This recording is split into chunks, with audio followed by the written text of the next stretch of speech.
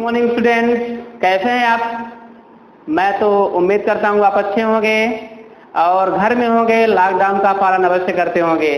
अपने सब्जेक्ट की बात करता हूँ तो मैं आपको फर्स्ट चैप्टर कंप्लीट करवा दिया, सेकंड चैप्टर कंप्लीट करवा दिया, थर्ड चैप्टर में बात कर रहे हैं। और थर्ड चैप्टर जो है बच्चों, कोलराज का नियम है। कौन सा? कोलराज का नियम। आप कोलराज का नियम पढ़ लिए होंगे, अच्छा लगा होगा। आज हम एप्लीकेशन पढ़ेंगे, यानी कोलराज के नियम के अनुप्रयोग पढ़ेंगे, एप्लीकेशन ऑफ कोलराज लॉ। तो इसमें से पहला अनुप्रयोग हम लोग पढ़ चुके हैं बच्चों, उसका नाम क्या था? दुर्बल विद्युत अपघट्य के वियोजन स्थिरांक की गणना। मतलब हम इसको पढ़ चुके हैं। दुर्बल विद्युत अपघट्य के लिए दुर्बल विद्युत अपघट्य की अनंत अंतता पर मोलर चालकता ज्ञात करना, इसका मतलब अध्ययन कर चुका हूं। अब आगे दूसरा पॉइंट की बात होती है वियोजन की मात्रा की गणना। ये अनुप्रयोग है। पेपर में दो प्रकार के क्वेश्चन आते हैं, या तो कोलराज का नियम और एग्जाम्पल पूछ लेता है, और कभी कभी केवल कोलराज के नियम के दो अनुप्रयोग लिखिए। या तीसरा क्वेश्चन कैसा पूछा जाएगा?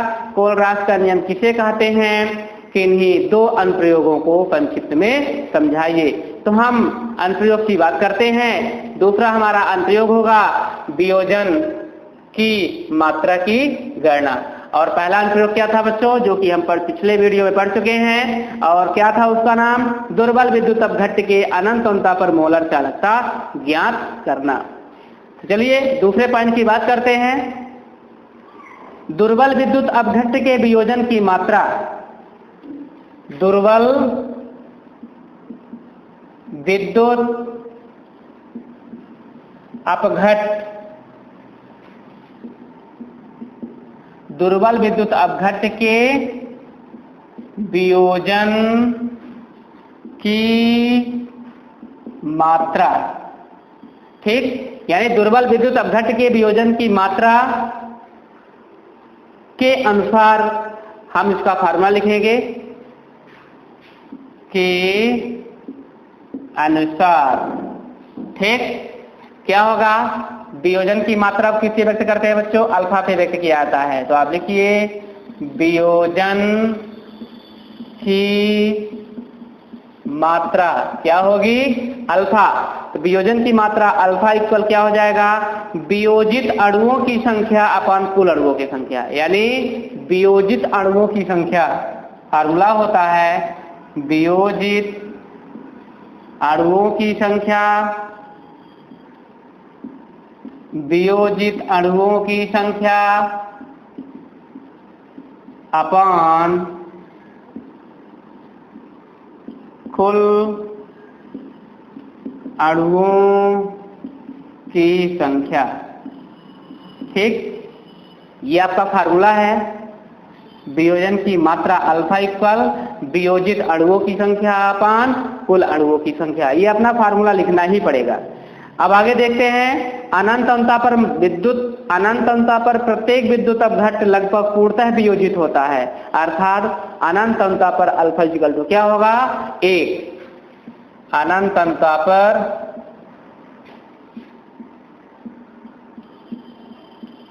Alpha equal to 1। ये क्या कहा गया है कि दुर्बल विद्युत अपघट्य में बताया गया है कि अनंत अंतता पर प्रत्येक विद्युत अपघट्य लगभग क्या होता है? पूरी तरह से वियोजित हो जाता है। और जब वो पूरी तरह से वियोजित हो जाता है तो अल्फा इक्वल टू क्या होगा?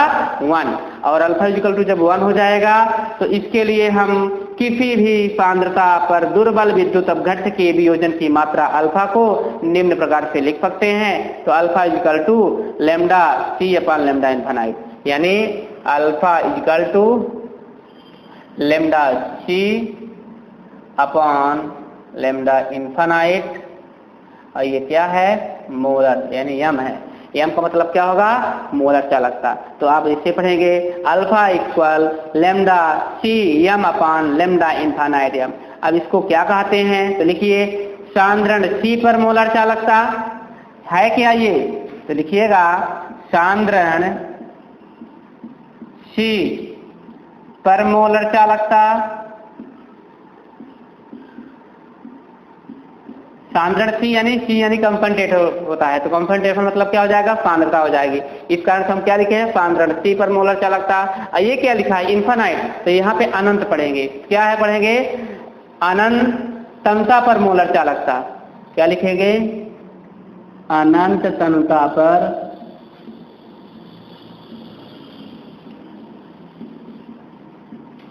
मोलर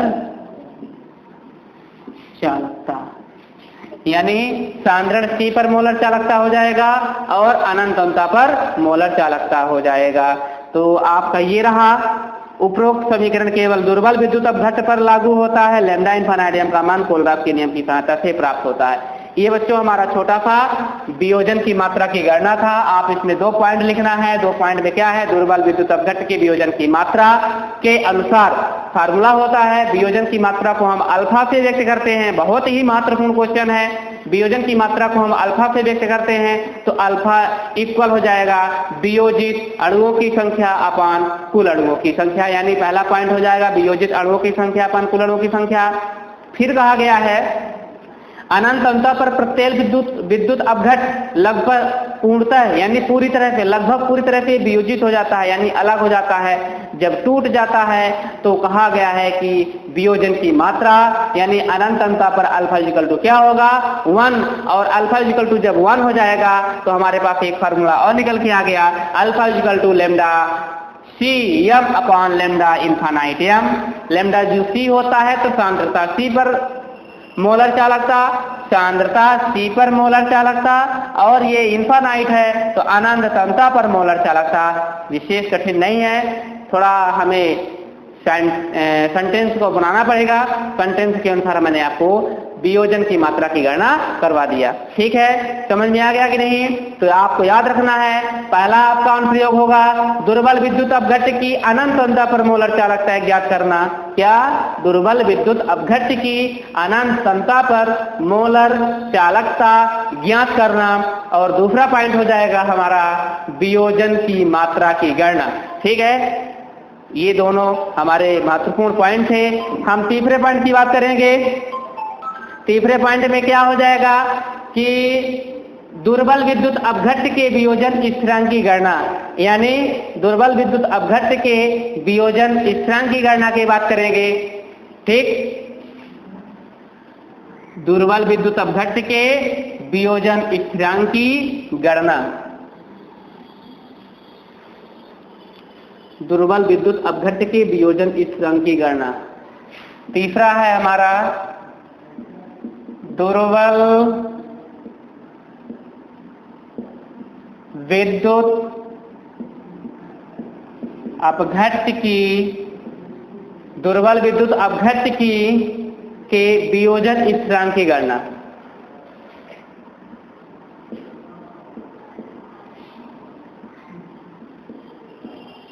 वियोजन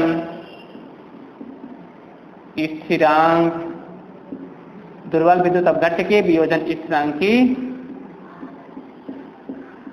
गणना। ठीक, ये हमारा तीसरा पॉइंट होता है। तो दुर्बल विद्युत अपघट्ट के वियोजन स्थिरांक की गणना क्या होगी, तो देखिएगा इसमें 2 पॉइंट आपको लिखना पड़ेगा। दुर्बल विद्युत अपघट्ट के वियोजन स्थिरांक की गणना ओस्टवाल्ड के तनुता नियम के अनुसार की जा सकती है। क्या, दुर्बल विद्युत अपघट्ट के, लिख दीजिए, दुर्बल विद्युत अपघट्ट के वियोजन, दुर्बल विद्युत अपघट्ट के वियोजन स्थिरांक की गणना, वियोजन स्थिरांक की गणना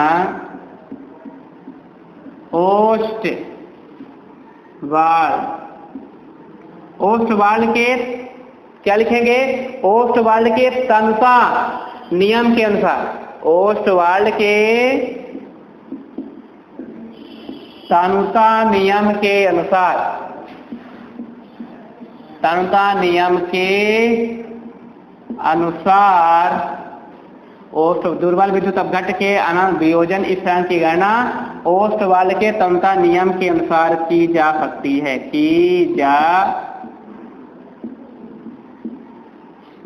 सकते है। चलिए, यदि किसी सांद्रता C पर उसके वियोजन की मात्रा अल्फा ज्ञात हो तो ओस्टवाल्ड के नियम के अनुसार, यानी वियोजन स्थिरांक K इक्वल टू वियोजन स्थिरांक K इक्वल फार्मूला हो जाएगा आपका, क्या होगा formula, C alpha square upon 1 minus alpha, C alpha square upon 1 minus alpha, ये हमारा फार्मूला हो जाएगा। इस वियोजन स्थिरांक K इक्वल टू हो जाएगा C alpha square upon 1 minus alpha. क्योंकि हम जानते हैं अल्फा इक्वल टू क्या होता है बच्चों, क्योंकि हम जानते हैं alpha equal to C alpha equal to lambda CM upon lambda infinite M, ये आप पढ़ चुके हैं। Lambda CM upon lambda infinite M रखने पर क्या, जहां पे अल्फा लिखा हुआ है हम वहां पे क्या लिखेंगे, लेमडा इनफाइनाइट लेमडा CM, तो क्या हो जाएगा C, अब अल्फा के स्थान पर हम लिखेंगे, क्या लिखेंगे, lambda CM upon lambda infinite M, ठीक, का होल स्क्वायर अपॉन, अभी आपका है लेमडा तो 1 है तो 1 लिख देंगे, माइनस अल्फा के स्थान पर क्या लिखेंगे, lambda CM upon lambda infinite M, ठीक, कितना हुआ। अब इसको आप क्या करेंगे, सॉल्व कीजिए, तो सॉल्व करने पर क्या प्राप्त होगा, देखिए इसको हम सब सॉल्व करेंगे तो लेमडा इनफाइनाइट M को हम क्या करेंगे, इसमें 1 का मल्टीप्लाई कर देते हैं तो क्या निकल के आ जाता है, यह देखिए लेमडा इनफाइनाइट इक्वल हो जाएगा C lambda CM upon lambda infinite M का स्क्वायर अपॉन क्या हो जाएगा, लेमडा इनफाइनाइट M इनटू, इसका मल्टीप्लाई इसमें हो जाएगा तो lambda infinite M into lambda infinite M into क्या हो जाएगा, lambda infinite M minus lambda infinite C, lambda infinite 1 minus lambda CM। और अब इसको और आगे जब सॉल्व करेंगे तो इसको सॉल्व करने के बाद आपको क्या पता चलेगा, क्या मिलेगा, यानी कि C equal C lambda CM का square upon lambda infinite M into lambda infinite M minus lambda C infinite E, ठीक, ये आपका बचा है, क्या बचा इतना, यानी इसको सॉल्व करने पर कितना मिलेगा आपका, लेमडा इनफाइनाइट, लेमडा कौन होगा, ये lambda infinite lambda CM square का स्क्वायर हो जाएगा पार lambda infinite M minus C, तो ये हमारा कौन सा था, दुर्बल विद्युत अपघट्ट के लिए क्या, दुर्बल विद्युत अपघट्ट के वियोजन स्थिरांक की गणना, ये आपका पूरा आ गया। इसमें ध्यान दीजिएगा, है कुछ नहीं, दुर्बल विद्युत अपघट्ट की वियोजन स्थिरांक की गणना है। इसमें करना क्या था, दुर्बल विद्युत अपघट्ट के वियोजन स्थिरांक की गणना हम ओस्टवाल्ड के समता नियम से कर सकते हैं। वियोजन स्थिरांक K equal to C alpha square upon 1 minus alpha, क्योंकि हम जानते हैं अल्फा का मान क्या होता है, C lambda CM upon lambda infinite M, रखने पर जहां हमारे पास लेमडा होगा उसके स्थान पर हम क्या करेंगे, lambda CM upon lambda infinite M रखेंगे। देखिए क्या किया, अल्फा इक्वल, यानी अल्फा क्यों, K इक्वल हो जाएगा आपका C वही है, लेमडा के स्थान पर अल्फा के स्थान पर lambda CM upon lambda infinite M का whole square upon 1 minus lambda C M upon lambda infinite M, इतना हो गया। अब इसको क्या किया गया, जब सॉल्व करेंगे तो इसका मल्टीप्लाई इसमें कर देंगे तो क्या हुआ है देखिए, lambda infinite M into lambda infinite M into lambda infinite, अब इसको मल्टीप्लाई कर देंगे और इसमें से क्या करेंगे, एक लेमडा इन्फानाइट को हम बाहर लेंगे, ठीक है। तो उसमें बचेगा आपका lambda infinite M into lambda infinite M minus lambda infinite C. ये देखिए यहाँ पे लेमडा इन्फानाइट एम बचा है। अब ऊपर क्या हुआ है, ऊपर आपका सी जैसा था, C lambda infinite M upon lambda infinite M का होल स्क्वायर इतना वो पहले पे था, और इसको आगे सॉल्व करेंगे तो लेमडा इन्फानाइट और लेमडा इन्फानाइट को हम कैंसिल कर देंगे तो बचेगा क्या हमारा, C lambda infinite lambda C M का square upon lambda infinite M into lambda infinite M minus lambda C M, ठीक है। तो ये हमारा क्या था, दो तीसरा पॉइंट था दुर्बल विद्युत अपघट्ट के वियोजन स्थिरांक की गणना। इसमें कोई न कोई 3 अनुप्रयोग होते हैं, 4 अनुप्रयोग हैं, इनमें से कोई न कोई पेपर में आपके पूछा जाता है, तो आप इसको अच्छे से पढ़ लेंगे।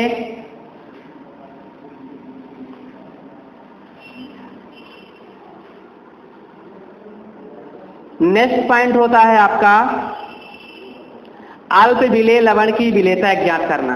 क्या, 4th नंबर में है अल्प विलेय लवण की विलेयता ज्ञात करना। 4th पॉइंट में अल्प विलेय लवण की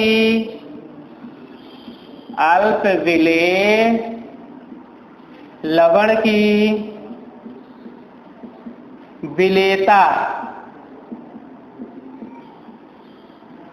ज्ञात करना। अल्प विलेय लवण की विलेयता ज्ञात करना, ठीक है। यह हमारा क्या होगा, चौथा अनुप्रयोग होगा बच्चों, ठीक है। तो अब चौथे अनुप्रयोग में क्या होगा देखिए, इसमें कुछ पॉइंट होते हैं, AgCl, BF मतलब सिल्वर क्लोराइड, बेरियम सल्फेट और बेरियम लेड सल्फेट और बेरियम सल्फेट, यानी क्या होगा, AgCl का मतलब क्या होगा, silver chloride, PbFO4 lead sulphate, और क्या, BaFO4 बेरियम सल्फेट, क्या है, ये सभी हमारे क्या हैं, अल्प विलेय। जैसे लवणों को साधारणतः अविलेय कहा जाता है, इनको क्या बोलते हैं, अविलेय पदार्थ हैं। यानी कहना चाहिए कि लवण में नहीं घुल पाते हैं।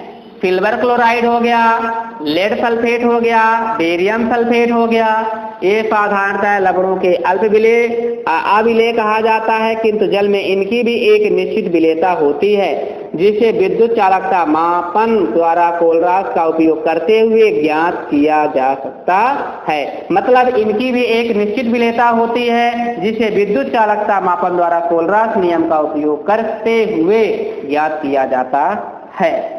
ऐसे किसी लवण को जल में विलेय किया जाए तो इनकी बहुत कम मात्रा में विलेय होती है तथा अधिकांश लवण अविलेय बचा रहता है और जिनकी चालकता लैम्डा इन्फानाइट EQ के तुल्य होती है। किसके, लैम्डा इन्फानाइट EQ के तुल्य होती है। किसकी, सांद्रता C पर मोलर चालकता, ये देखिए तुल्यांक की चालकता, तो लैम्डा C और EQ, इसका मतलब सांद्रता C पर तुल्यांकी चालकता लिखा हुआ है, ठीक है, याद रखना है। जिसकी चालकता लैम्डा C EQ का मतलब होता है सांद्रता C पर तुल्यांकी चालकता इक्वल टू हो जाएगा अनंत अंतता पर तुल्यांकी चालकता का मतलब क्या हो जाएगा, लैम्डा इन्फानाइट EQ का मतलब होता है इक्विलिब्रियम, ठीक है, याद रखना है आपको।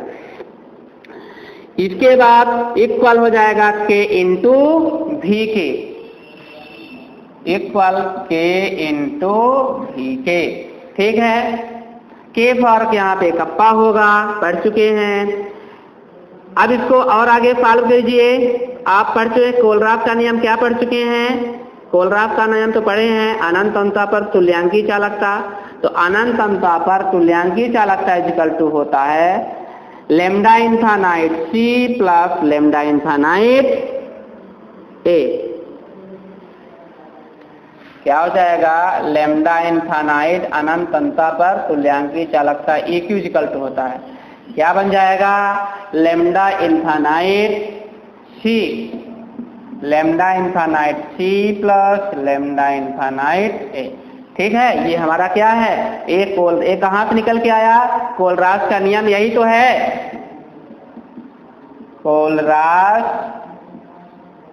के नियम से, है कि नहीं। क्योंकि मैंने यहाँ पे एग्जांपल लिया था ना कि अगर मान लीजिए क्या करते थे, NaCl को लेते थे lambda infinite NaCl equal to lambda infinite Na positive plus lambda infinite Cl negative, तो वहाँ पे क्या किया, Na पॉजिटिव के स्थान पर C है, नेगेटिव के स्थान पर A है, तो आपका ये है, आप जानते हैं इसके बारे में। तो अब आगे सॉल्व कर दीजिए, जहाँ पे लैम्डा EQ लिखा हुआ है तो वहाँ पे हम क्या लिख सकते हैं बच्चों, लैम्डा इनफाइनाइट EQ, तो आप जहाँ C और A लिखे हैं उसके स्थान पर प्लस और माइनस का उपयोग कर सकते हैं, तो आता है क्या हो जाएगा, lambda infinite EQ equal to lambda infinite plus lambda infinite minus equal किसके हो जाएगा, ये हमारा EQ के बराबर है ना। ये देखिए, ये हमारा EQ लैम्डा इनफाइनाइट EQ जो लिखा हुआ है, इसके स्थान पर क्या किया हमने, लैम्डा इनफाइनाइट C और इसको मैंने तोड़ा, अब इसके स्थान पर हम क्या लिख देते हैं, lambda infinite positive plus lambda infinite negative equal to K into V के इंटू V हो गया है। अब इसको और आगे सॉल्व करना है तो आप कर लीजिए, क्या सॉल्व करेंगे, क्योंकि आपको पता है ये इसके बराबर है और बराबर इसके हो जाएगा, तो आप अगर भी का यूज करते हैं तो क्या निकल के आ जाएगा, अगर मान लीजिए इसका यूज करते हैं तो आप भी निकाल लीजिए, भी equal to lambda infinite positive plus lambda infinite negative upon क्या होगा, के, आपका फार्मूला आ गया, भी equal to K lambda infinite positive plus lambda infinite negative upon K, निकल गया।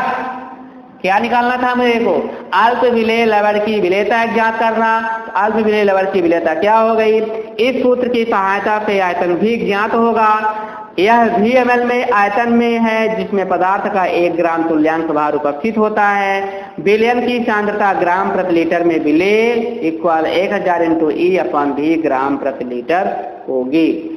ठीक, ये आपका कौन सा चौथा पॉइंट था, तो याद रखना है चौथा पॉइंट का क्या नाम है, अल्प विलेय लवण की विलेयता ज्ञात करना, जिनमें से अल्प विलेय लवण की विलेयता में अविलेय पदार्थ कौन कौन से होते हैं, सिल्वर क्लोराइड, लेड सल्फेट और बेरियम सल्फेट। इनमें से हमें एक फार्मूला निकाले हैं कोलराज के नियम की सहायता से, lambda C EQ equal to lambda infinite EQ equal to K into V के हमारा कप्पा हो गया, स्थिरांक वैल्यू हो जाती है, और भी हमारा क्या है, वैल्यूम आयतन, ये क्या है, सांद्रता C पर तुल्यांकी चालकता, और ये क्या है, अनंतता पर तुल्यांकी चालकता। तो इसके आधार पर हम कोलराज के नियम की सहायता से हमने फार्मूला निकाल लिया, क्या निकाला, lambda infinite EQ equal to हो जाएगा lambda infinite C plus lambda infinite A।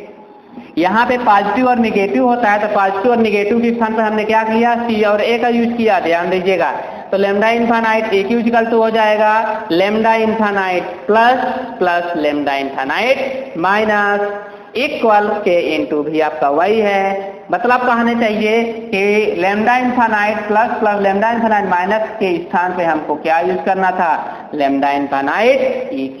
तो अब देखिए ये इसके बराबर हो गया, बराबर ये, अब मुझे यहाँ पे सॉल्व कर लेना है, तो के आपका कप्पा स्थिरांक है, भी आपका हो जाएगा, तो भी मैंने निकाला, तो भी इक्वल हो जाएगा lambda infinite positive plus lambda infinite negative upon के क्या है, स्थिरांक होता है भाई, स्थिरांक वैल्यू है भी इक्वल टू आयतन। तो आपको मैंने 4 अनुप्रयोग बताया। पहला अनुप्रयोग क्या होगा, दुर्बल विद्युत अपघट्य की अनंत अंतता पर मोलर चालकता ज्ञात करना। कौन सा है, दुर्बल विद्युत अपघट्य की अनंत अंतता पर मोलर चालकता ज्ञात करना। फर्स्ट आपको मतलब पिछले वाले वीडियो में आपको पढ़ा दिया हूँ, सेकंड पॉइंट होता है वियोजन की मात्रा की गणना, आप इसको पढ़ लिए होंगे, वियोजन की स्थिरांक की मात्रा। तीसरा पॉइंट है दुर्बल विद्युत अपघट्य के वियोजन स्थिरांक की गणना, इसके पहले मैं पढ़ाया हूं। और ये फोर्थ पॉइंट होता है अल्प विलेय लवण की विलेयता ज्ञात करना। इन चारों अनुप्रयोग में से निश्चित रूप से कोई 2 अनुप्रयोग पेपर में लिखने के लिए आता है, जो आपको उचित लगे उन्हीं को आपको पढ़ लेना है। ठीक है बच्चों, कमेंट करना है।